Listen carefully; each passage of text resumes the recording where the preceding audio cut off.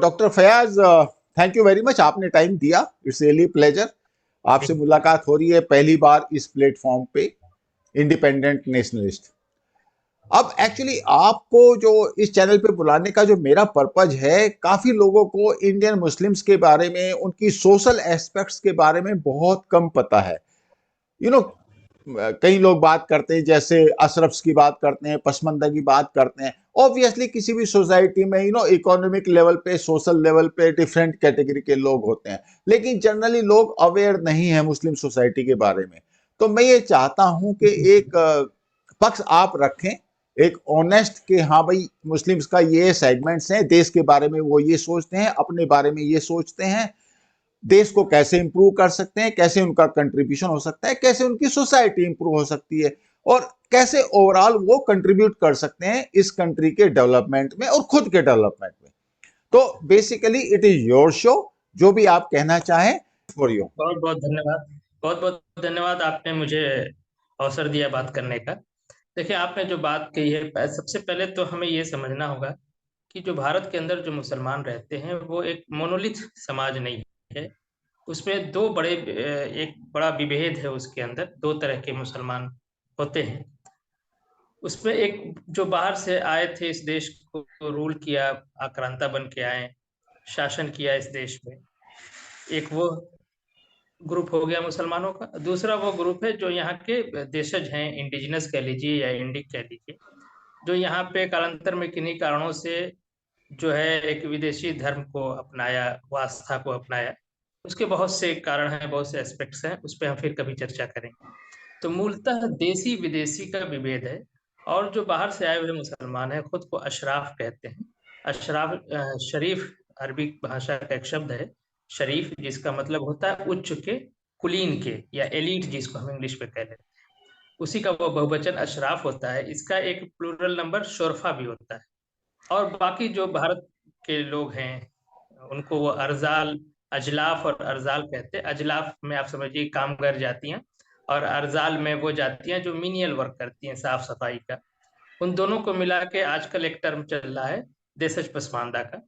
तो एक अशराफ जो रूलिंग क्लास है, बाहर से आया हुआ है। दूसरा पसमानदा, देशज पसमानदा, जो भारतीय मूल का है। ये दो तरह के स्पष्ट विभेद हैं।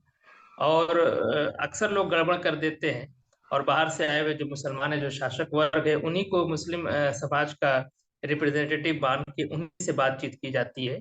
जबकि उनका सोचना अलग है, उनका एटीट्यूड अलग है, उनकी सभ्यता संस्कृति अलग है। और जो देशज मुसलमान है, जिनको हम देशज पसमानदा कहते हैं, उनका सोचना समझना, एटीट्यूड, उनकी सभ्यता, सब संस्कृति, वेशभूषा, अटायर, खान पान, सब अशराफ मुसलमानों से अलग है। अशराफ मुसलमान खजूर को ज्यादा पसंद करता है, पसमानदा मुसलमान आम को ज्यादा पसंद करता है। अशराफ मुसलमान बिरयानी को ज्यादा पसंद करता है, पसमानदा जो है लोकल जो डिश है, कहीं दाल भात खाता है, कहीं वो बड़े, और साउथ इंडिया में जो जहाँ की लोकल डिश है भारत की, उस तरह का तो एक साफ तौर से दिखाई देता है। अब दिक्कत समस्या यही होती है सरकार को भी, बुद्धिजीवियों को, कि वो मुस्लिम समाज को एक इकाई मानकर काम करते हैं और उसी हिसाब से नीति निर्धारण करते हैं। और इसकी दिक्कत उस वक्त भी हुई थी जब अंग्रेजों के आने के बाद, और ट्यूनेशियन थ्योरी अशराफ की तरफ से जब सर सैयद ने पास्टुलेट किया, और भी इसमें बहुत लोग आते हैं, और आते आते देश का बंटवारा होता है। उस वक्त भी मुस्लिम लीग को, और इवन कांग्रेस में भी जो अशराफ वर्ग के लोग थे, उन्हीं को वरीयता दी गई, उन्हीं को प्रतिनिधित्व माना गया मुस्लिम समाज का, जो जिससे एक बहुत बड़ा धोखा हुआ। देखिए, झूठ की बुनियाद पे कोई भी इमारत जब हम रखते हैं, तो वो इमारत ढह ही जाएगी, वो इमारत सही से खड़ी नहीं हो सकती। कांग्रेस पार्टी के अंदर भी जो अशराफ थे, वो, या मुस्लिम लीग के जो फॉरेन ओरिजिन के अशराफ थे, या और भी जो छोटे छोटे संगठन थे उस वक्त, आसिम बिहारी के नेतृत्व में देशज मुसलमानों का एक संगठन मोमिन कॉन्फ्रेंस या जमातुल मोमिनीन के नाम से था। मैं तो सरदार पटेल का अभी हम लोगों ने कल उनका एकता दिवस मनाया। आप जानते हैं कि सरदार पटेल का एक बहुत जी। ही महत्वपूर्ण काम है भारत, अखंड भारत का एक स्वरूप बनाने में। वो जी। बात अलग है कि पाकिस्तान और वो हम नहीं बचा सके, लेकिन फिर भी आज भारत का जो स्वरूप है, उसके शिल्पकार मैं सरदार वल्लभ भाई पटेल को मानता हूँ। सरदार वल्लभ भाई पटेल जो निगोशिएशन होते थे मुसलमानों से, उसमें अशराफ के एटीट्यूड से वो बहुत खिन्न रहा करते थे, और उन्होंने हमेशा जो है देसी मुसलमानों को और आम मुसलमानों से बात करने का वरीयता दिया, और कांग्रेस पार्टी पे इस बात का दबाव डालते थे, गांधी जी पर, और भी जो जो लोग थे जो अशराफ तुष्टीकरण में बिल्कुल आगे आगे थे, उस पर दबाव डालते थे कि हमें इनको, इन राजा नवाब जमींदारों को ही हम क्यों बात करते हैं, हमें देसी मुसलमानों से बात करनी चाहिए।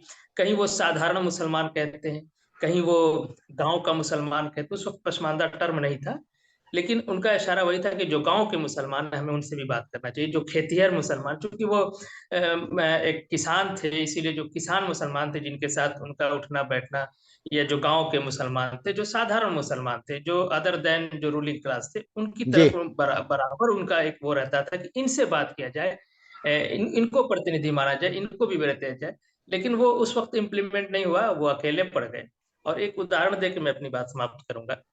उन्होंने 1946 के इलेक्शन में, जिसको मुस्लिम लीग की बड़ी जीत मानी जाती है, आप जानते हैं कि सेपरेट इलेक्टोरेट होता था उस वक्त, जी मुसलमान अलग चुनाव लड़ेंगे, हिंदू अलग चुनाव लड़ेंगे। उसमें मुस्लिम लीग बहुत बड़ी जीत हासिल करती है। लेकिन उसी चुनाव में आसिम बिहारी के नेतृत्व में जो प्रथम पसमानदा आंदोलन था, उसके कार्यकर्ताओं ने भी मुस्लिम लीग को चुनाव में हराया था। वो चुनाव ऐसा था जिसमें आप जानते हैं कि एडल्ट फ्रेंचाइज नहीं थी, मतलब आज की तरह हमको वोट देने का अधिकार नहीं था, कि ऐसा नहीं कि जो 18 साल के ऊपर है वो वोट दे। उस वक्त वो पढ़े लिखे लोग जो मालगुजारी टैक्स देते थे, यानी आप कट शॉर्ट में जो धनवान लोग थे या जो पढ़े लिखे लोग थे, जी वही जी वोट कास्ट कर सकते थे। और 13-14% लोगों ने ही वोट कास्ट किया था। और जी बिहार राज्य में जो है आसिम बिहारी के नेतृत्व में 6 सीट मुस्लिम लीग को इन लोगों ने हराया था। उनकी उसमें दो जो थे, अब्दुल कयूम और नूर मोहम्मद को सरदार पटेल ने अशराफ लीडरशिप की भी बहुत भारी, मौलाना आजाद और बहुत लोग थे जो नहीं चाहते थे कि ये लोग मंत्रिमंडल में शामिल हो। आजाद भारत में, जो आजाद भारत का जो आजाद बिहार था, उसके मंत्रिमंडल में सरदार पटेल ने मदाखलत करके, हस्तक्षेप करके, पसमानदा आंदोलन के नूर मोहम्मद और अब्दुल कयूम साहब को बिना कांग्रेस पार्टी के प्लेज साइन कराए, यानी कांग्रेस में शामिल कराए बिना ही उनको मंत्रिमंडल में स्थान दिलाया कि नहीं, ये देशभक्त लोग हैं, ये हमारे लोग हैं, इनको जगह मिलनी चाहिए। तो सरदार ओके पटेल इस बात को समझते थे, लेकिन उस बड़े लेवल पे और किसी ने इस बात को नहीं समझा। और इसीलिए हमारी समस्या, हम किसी चीज, चाहे मदरसा इशू हो, चाहे नकाब, तो मुसलमानों से संबंधित कोई भी समस्या है, हम हमेशा रिप्रेजेंटेटिव उन लोगों को बनाते हैं जो बाहर से आए मुसलमान है, जिसको इस देश से उस तरह से नहीं लगाव और जुड़ाव हो सकता है जिस तरह से देसी मुसलमानों का है। इस वजह से हम समस्याओं को न ढंग से समझ पाते हैं, न उनका निवारण कर पाते हैं। तो आज जरूरत हमें सरदार पटेल की लेगेसी को फॉलो करते हुए उन देसी मुसलमानों को, जो आम मुसलमान हैं, जो देशज पसमानदा है, उनको वरीयता दी जाए, उनसे भी बात की जाए कि भाई वो इस समस्या के लिए क्या सोचते समझते हैं। तब मैं समझता हूँ कि उस, हमेशा एक बात कही जाती है ना, सेकुलर लिबरल लोगों की तरफ से डाइवर्सिटी की बात करते हैं कि जी डाइवर्सिटी का ख्याल रखना है। तो आप मुस्लिम समाज में भी डाइवर्सिटी को क्यों नहीं आप एड्रेस करते हो, उस डाइवर्सिटी का आप क्यों नहीं ध्यान देते? जी।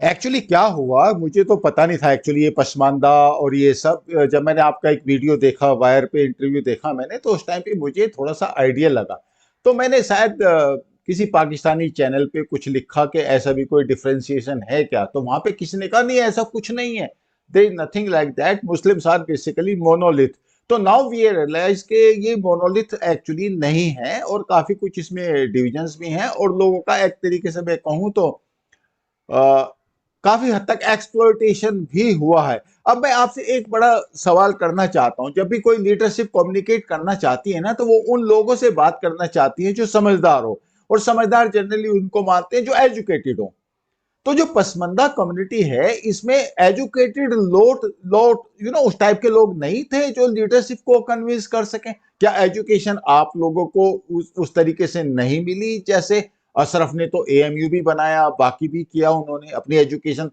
इनफैक्ट कहीं तो बाहर भी गए उस जमाने में इंग्लैंड भी पढ़ के आए तो पसमंदा कम्युनिटी में एजुकेशन नहीं आ पाई कि वो कम्युनिकेट कर पाते ढंग से ठीक है, बिल्कुल आपने सही कहा। उस लेवल से हमें मौके नहीं मिले, अवसर नहीं मिले। तो एजुकेशन में तो हम उनसे पीछे हैं, अशराफ से तो हम हर चीज में पीछे हैं। ये एक बात अपनी जगह सही है कि उस लेवल का हम एजुकेशन नहीं मिल पाया। लेकिन आप देखिए, जब देश आजाद होता है, एक संविधान के तहत जब भारत चल पड़ता है, तो उस वक्त देशज पसमानदा को भी अवसर, जैसे और भारतीयों को अवसर मिले पढ़ने लिखने का, देशज पसमानदा को भी अवसर मिला, तो ये भी पढ़ाई की लाइन में आगे हुआ। और ये कहना कि पसमानदा पढ़ा लिखा नहीं है, एक बड़ा झूठ होगा, क्योंकि पढ़े लिखे डॉक्टर, इंजीनियर, आईएएस, पीसीएस भी हैं। हाँ, वो उस लेवल से और उस जिन अपनी आबादी, उनकी जो जनसंख्या के अनुपात में, जो उनके रेशियो में जो उनको होना चाहिए, उस तरह से वो नहीं है। आप, ये बात बिल्कुल सच है।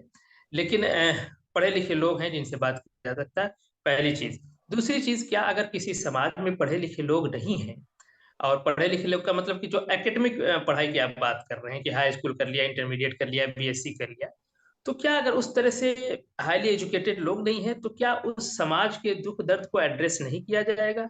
क्या उस समाज के लोगों से बात नहीं किया जाएगा? क्या हम एजुकेशन को ही क्राइटेरिया मान के, जो एजुकेटेड लोग हैं, देखिए देखिए जो है मिसगाइड तो एजुकेटेड लोग ही करते हैं, हमेशा याद रखिएगा। और कांग्रेस पार्टी जो आजादी से पहले की कांग्रेस पार्टी थी, उसमें जो अशराफ लॉबी थी, या आप देखिए मुस्लिम लीग में जो अशराफ लॉबी थी, मॉडर्न एजुकेटेड लोग भी थे। जिन्ना से ज्यादा कौन एजुकेटेड होगा?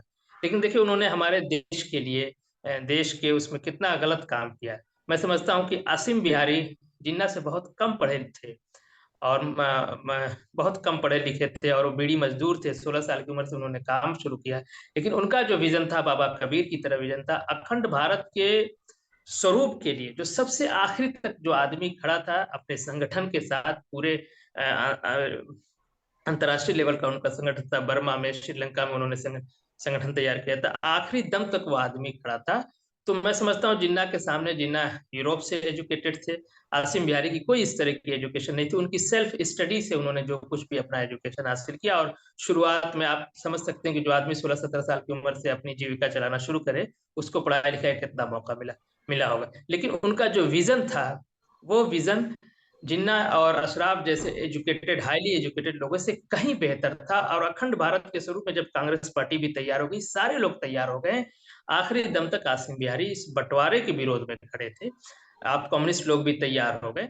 तो मैं समझता हूँ कि समाज का जो दुख दर्द है, जो समाज को रिप्रेजेंट कर रहे हैं, और अगर इसमें पढ़ा लिखा नहीं, तो क्या भारतीय समाज में जो भारतीय मूल के जो मुसलमान हैं, वो मुसलमान होने से पहले से इस देश में रह रहे हैं, इस सभ्यता संस्कृति में, इस आबो हवा में रह रहे हैं, और उनकी संख्या 90% है कुल मुसलमानों की। इतने बड़े समाज को अगर इग्नोर किया जाएगा, और उस समाज को उन लोगों को लीड करने दिया जाएगा जो बाहर से आए हुए हैं, जो शासक वर्ग रहे, तो निश्चय ही शासक जो वर्ग होता है, जो शासित होता है, उसमें हमेशा दूरी होती है, और वो जो शासित होता है, उसकी पोजीशन एनस्लेव की तरह होती है। और अशराफ वर्ग, मैं हमेशा एक बात कहता हूँ कि अशराफ बाहर से आया हुआ है, उसने शासन किया है, तो वो जो देशज पसमानदा में भी ज्यादातर कामगार जातियां हैं, मेहनत मजदूरी करने वाले लोग हैं, तो वो इंस्लेव है।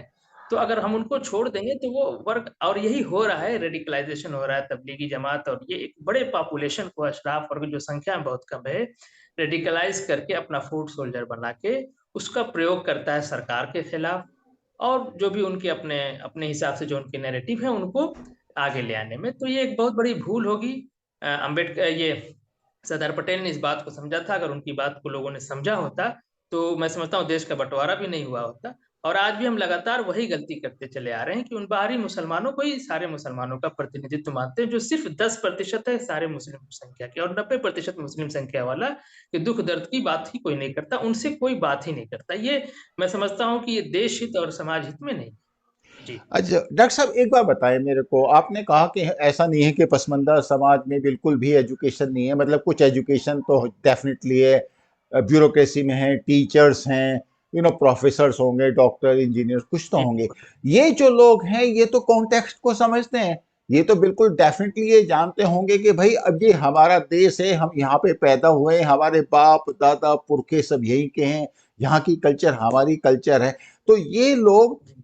अगर मुस्लिम कम्युनिटी को कोई दूसरा वर्ग है जो रेडिकलाइज करने की कोशिश कर रहा है, तो इनको तो पता है कि भाई रेडिकलाइजेशन में कोई खास फायदा नहीं है, तो ये लोग क्या एक्शन ले रहे हैं? मतलब मैं देखता हूं कि जैसे आप काफी एफर्ट कर रहे हो, तो बाकी कोई ऐसा ऑर्गेनाइजेशन है जो इस तरह का एक ऑर्गेनाइज्ड एफर्ट कर रहा है? हाँ जी, बिल्कुल, कई संगठन, मैं समझता हूँ कि 1 दर्जन से ज्यादा संगठन है जो पसमानदा आंदोलन को अपने अपने हिसाब से लीड करते हैं। और मैं एक बात बता दूं कि ये जो संघर्ष है, जो मुस्लिम समाज में या इस्लाम के अंदर जो नस्लवाद है, जातिवाद है, या जो सभ्यता संस्कृति के आधार पर मुख्यतः बाहर से आए हुए मुसलमान जो देशज पसमानदा के साथ मुख्य मुख्य रूप से दो प्रकार से वो उसका जो है दोहन करता है, शोषण करता है। एक तो नस्लीय और जातीय आधार पर कि हम आला नस्ल हैं, हम अरबी नस्ल के हैं, हम ईरानी नस्ल के हैं, मोहम्मद सल्लल्लाहु अलैहि वसल्लम के घराने से हैं, हम जो शुरू के 4 खलीफा हैं उनके संतान हैं। एक उस ग्राउंड पे करता है। दूसरा वो जो हमारे कस्टम है, जो हमारी परंपराएं हैं, जो हमारी सभ्यता संस्कृति, उस आधार पे भी वो डिस्क्रिमिनेशन करता है। मैं जिस इलाके से आता हूँ, मैं भोजपुरी बोलने वाला हूँ, तो एक दबाव होता है कि आपको अच्छी उर्दू बोलने नहीं आती, तुम कैसे मुसलमान हो। तो ये जो क्लैश ऑफ सिविलाइजेशन की जो लोग बात करते हैं, वो भारत समाज के जो मुस्लिम समाज है भारत का पूरा अशराफ और पसमानदा लेके, उस समाज के अंदर जब आप हो जाएंगे तो स्पष्ट रूप से आपको क्लैश ऑफ सिविलाइजेशन दिखाई देगी। हमारी माता जी साड़ी पहनती है, हमारे पिताजी ने धोती पहना, हमारे दादाजी जिंदगी भर धोती पहनते थे। तो जो अटायर हमारे बाप दादा पहनते थे, उस अटायर के खिलाफ अगर कोई बात करता है तो हमें बुरी लगेगी, हम उसका अपोज करें या ना करें, एक पहली चीज। तो ये क्लैश ऑफ सिविलाइजेशन शुरू से रहा है, आज भी है। मेरे एक चचा मैथमेटिक्स के लेक्चरर है, के पोस्ट से रिटायर हुए वो, और वो भोजपुरी को लेके, अपनी भाषा को लेके इतने उनका प्रेम था।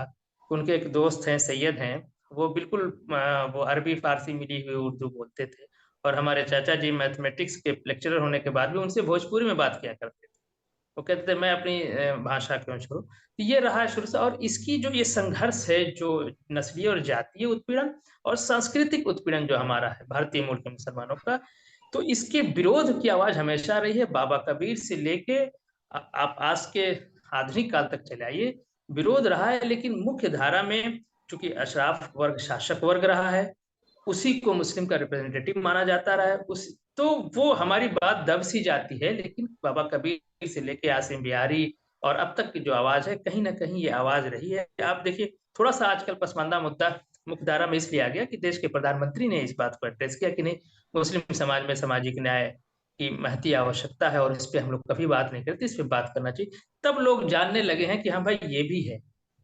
वरना जानने को तो लोग जानते हैं, आप अपने आसपास देखते हैं, आपको हमेशा दो तरह के मुसलमान दिखाई देते हैं। जो आपकी तरह, एक मुसलमान वो होता है जो आपकी तरह दिखाई देता है। आप गांव में जाएंगे, जिस गांव से हैं, तो आप देखेंगे पड़ोस में वो मुसलमान, वो आप ही की भाषा बोल रहा है, आप ही की तरह पहनावा भी है, आप ही की तरह खान पान भी है। और एक मुसलमान जिसके बड़े बड़े मकान हैं, घर हैं, और वो उसकी भाषा अलग, उसकी शेरवानी, उसके लिबास अलग, वो साफ दिखाई देता है। और लोगों को उससे अपनापन, इसलिए आप देखेंगे कि हिंदू और पसमानदा जो है, देशज पसमानदा इस देश में सदियों से एक साथ रह रहे हैं। और ये जो गंगा जमुनी तहजीब की बात की जाती है, उसका भी एक नैरेटिव है, इस पे हम फिर कभी बात करेंगे। लेकिन वो जो असल एक साथ रहने की जो है, जो सुख दुख में एक साथ रहते हैं, वो हिंदू और पसमानदा रहते हैं। अशराफ बिल्कुल एक तरह से एकदम साफ अलग रूप में वो दिखाई देता है। वो किसी हिंदू की शादी ब्याह में जाता भी हो तो अलग से दिखाई देता है। लेकिन किसी हिंदू के घर में शादी है, तो वहाँ जो वर्कर्स काम कर रहे हैं, गांव के बच्चे, जो आप नौजवान लड़के एक दूसरे में मदद करते हैं शादी ब्याह में, तो वहाँ छांटना मुश्किल हो जाता है कि हिंदू कौन है, पसमानदा कौन है। तो वो इस तरह से मिलजुल के रहते हैं, और इसीलिए ये देश में है। तो वो समाज में भी है, सामाजिक सामंजस्य, सामाजिक समरसता हिंदू पसमानदा के बीच में आमतौर से है। शहर गांव आप कहीं देख सकते हैं। लेकिन चूंकि मुस्लिम समाज को अशराफ वर्ग लीड करता है, तो वो अपने नैरेटिव के हिसाब से, अपने सत्ता वर्चस्व को मेंटेन करने के लिए उसने पाकिस्तान भी बनाया, मुस्लिम लीग, और आप मुस्लिम पर्सनल लॉ बोर्ड, इस तरह के प्रेशर ग्रुप क्रिएट करके वो अपने नैरेटिव के हिसाब से, उसको लगता है कि भारत को हमारे बाप दादा ने जीता था और ये देश हमारे हाथ से निकल गया, तो उन्होंने पाकिस्तान इसीलिए लिया कि हम वहां राज करेंगे। और इंडिया में भी वो एक उनकी मानसिकता है कि जिस चीज को, एक इस्लामिक आस्था भी है अशराफ की, कि जिस लैंड को हमारे बाप दादा ने तलवार से जीता है, वो हमारी वो उसको अपना राइट समझते हैं।